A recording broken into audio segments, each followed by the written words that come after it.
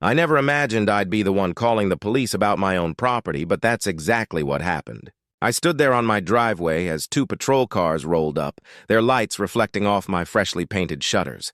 A middle-aged woman in a pastel cardigan was on my lawn screaming as though I were the intruder. "He's trespassing! Remove him immediately!" she screeched, jabbing her finger toward me with a trembling hand. The officers exchanged wary glances before stepping out.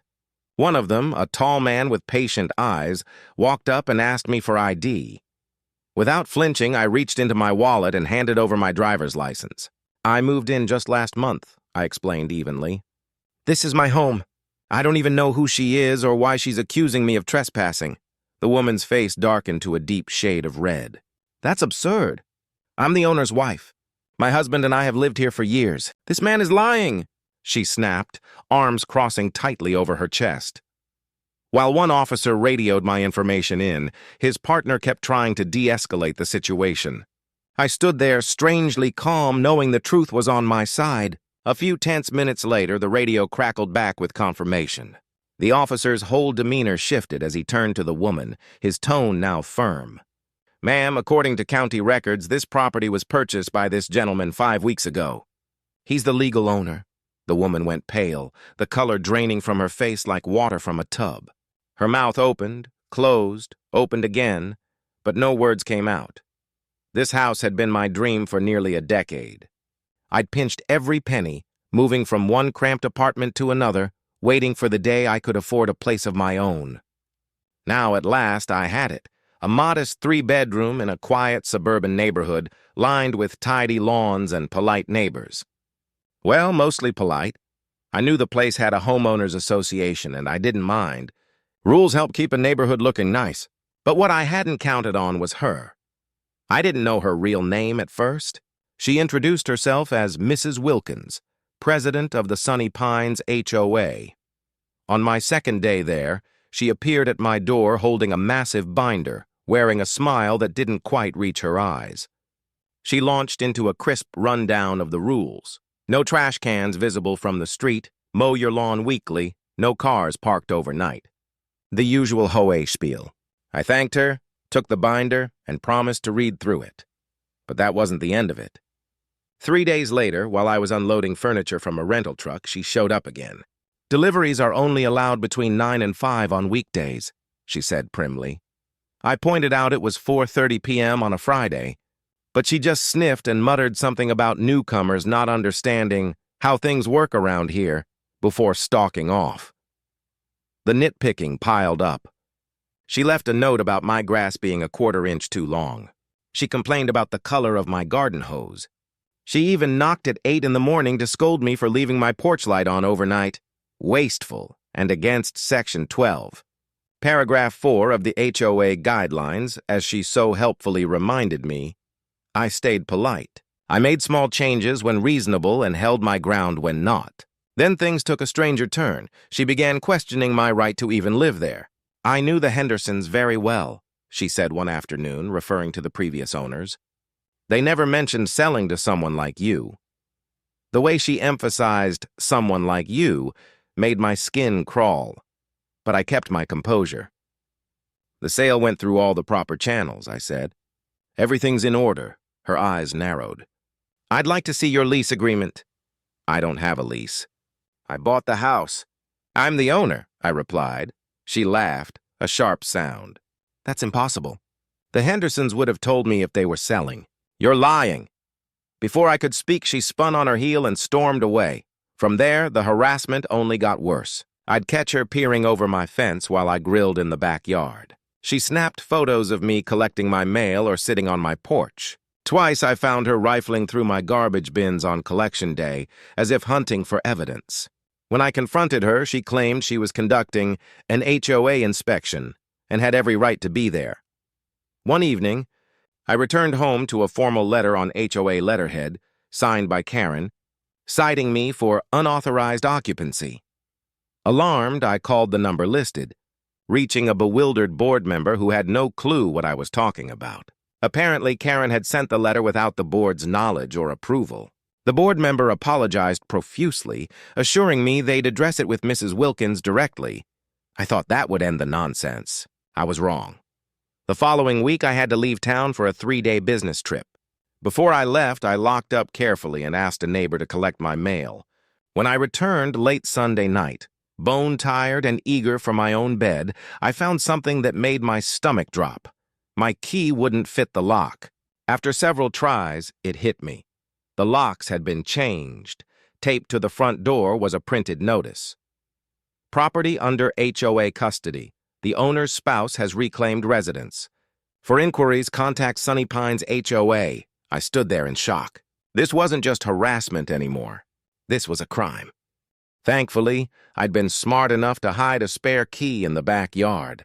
My pulse was still pounding as I retrieved it and slipped through the back door, relieved to find that the lock hadn't been touched. Inside, nothing seemed stolen or damaged, but the sheer violation of someone changing my locks without consent made my blood boil. I called the non-emergency police line and explained everything. The dispatcher advised me to document the incident, take photos, and file a formal report the next morning. By dawn, I was in the kitchen, brewing coffee and trying to calm down when I heard the unmistakable rattle of my front doorknob. My heart jumped. I peered through the peephole, and there she was, Karen, key in hand, trying to unlock my door. I yanked it open so fast she stumbled backward, dropping the key in shock. "What exactly do you think you're doing?" I demanded. Her initial fear flipped instantly into outrage. "How did you get in here?" "This property is under HOA management," she snapped. "This is my home," I said, voice steady but low. "I own it. You had my locks changed without permission, and now you're attempting to enter illegally." "That's breaking and entering, Karen." Her face twisted with fury. "You're the one breaking and entering." "I know the Hendersons personally. They still own this house. Mrs. Henderson is a dear friend of mine. She asked me to keep an eye on things while she's away." "You're trespassing, and I'm calling the police right now." Before I could respond, she had her phone out, dramatically punching in 911. "911, what's your emergency?" I heard the dispatcher's voice faintly through the speaker. "There's an intruder in my friend's home," Karen said, her voice trembling with exaggerated fear. "He's threatening me. I'm afraid for my safety. Please send officers immediately."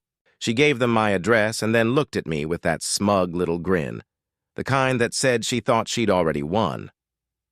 "You're making a huge mistake," I told her calmly. "I have every document proving this house belongs to me." "We'll see about that," she snapped. "The police will handle it." Within minutes, 2 patrol cars pulled into my driveway, the same officers from before. Karen wasted no time spinning her version of events, painting herself as the helpless victim. "I'm the owner's wife," she declared confidently. "This man broke in and refuses to leave." One of the officers turned to me. "Sir, can you provide identification or proof of ownership?" "Absolutely," I said, trying to keep my voice even. I stepped into my office, retrieved my driver's license, the property deed, and all the closing paperwork, then handed them over. The officer scanned through the documents carefully, nodding. "These appear legitimate," he said slowly. "According to these, you purchased the home from the Hendersons 5 weeks ago." Karen's expression faltered, but she doubled down with defiance. "That's impossible. Those must be forgeries. I just spoke to Mrs. Henderson last week." The officer exchanged a look with his partner. "Ma'am, we'll need to verify your identity and your claimed relationship to the previous owners," he said evenly. "Can you show us some identification, please?" Karen stiffened. "I don't see why that's necessary. I'm just here as a friend looking out for her property." The officer's tone hardened. "Ma'am, you called 911 claiming to be the owner's wife and reporting a break-in. That's a serious accusation. Please provide ID." Reluctantly, Karen pulled out her driver's license. The officer read it and frowned. "Mrs. Wilkins, your address is 3 blocks away from here. You're not related to the Hendersons, are you?" Karen hesitated, her confidence crumbling. "Well, no. Not technically. But we're close friends. They would have told me if they sold the house. There has to be a mistake." "There's no mistake, ma'am," the officer said firmly. "Records confirm this gentleman is the legal owner. Now tell me, how did you get access to this property?" "The homeowner says his locks were changed without permission." Karen's face drained of color. Well, as HOA president, I have certain responsibilities to uphold community standards. That doesn't include changing locks on private property or entering homes uninvited," the officer cut in sharply. "Do you have a key to this residence?" Her hand trembled as she reached into her pocket and produced the very key she'd dropped earlier. The officer took it, turning it over in his hand. "Mrs. Wilkins, how did you obtain this key and why did you change the locks?" Her composure shattered. "The Hendersons gave me a spare years ago. I was just trying to protect the neighborhood from unauthorized occupants," she cried, her voice rising hysterically. The officer sighed, exchanged a glance with his partner, and said evenly, "Mrs. Wilkins, turn around and place your hands behind your back." Karen froze. "What? You can't be serious." "I'm placing you under arrest for criminal trespassing, attempted unlawful entry, and filing a false police report," he said as he produced the handcuffs. "You have the right to remain silent." I stood on my porch, stunned, as they led Karen away, still yelling that this was all a misunderstanding. Neighbors peeked out from behind curtains and doors, then slowly stepped outside. Some looked shocked, others almost relieved. After Karen was secured in the patrol car, one of the officers turned to me. "Sir, we'll need a formal statement down at the station. Given the evidence, Mrs. Wilkins will likely face several charges. You may also want to consider a restraining order." As the squad cars drove off, a few neighbors approached me. To my surprise, many were sympathetic and even thankful. Turns out, Karen had been terrorizing the neighborhood for years, abusing her HOA power to bully and intimidate residents over the smallest things. Nobody had ever stood up to her. Until now, an investigation later confirmed the full story. Karen had been close friends with Mrs. Henderson and still had a spare key from years ago. When the Hendersons moved out, they forgot to retrieve it, a mistake Karen decided to exploit.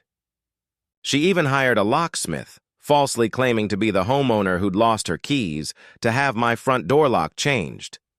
Her downfall came swiftly. She was charged with criminal trespassing, attempted breaking and entering, filing a false police report, and impersonation with intent to defraud. At her arraignment, the judge set her bail at $20,000 and issued a no-contact order protecting me and my property.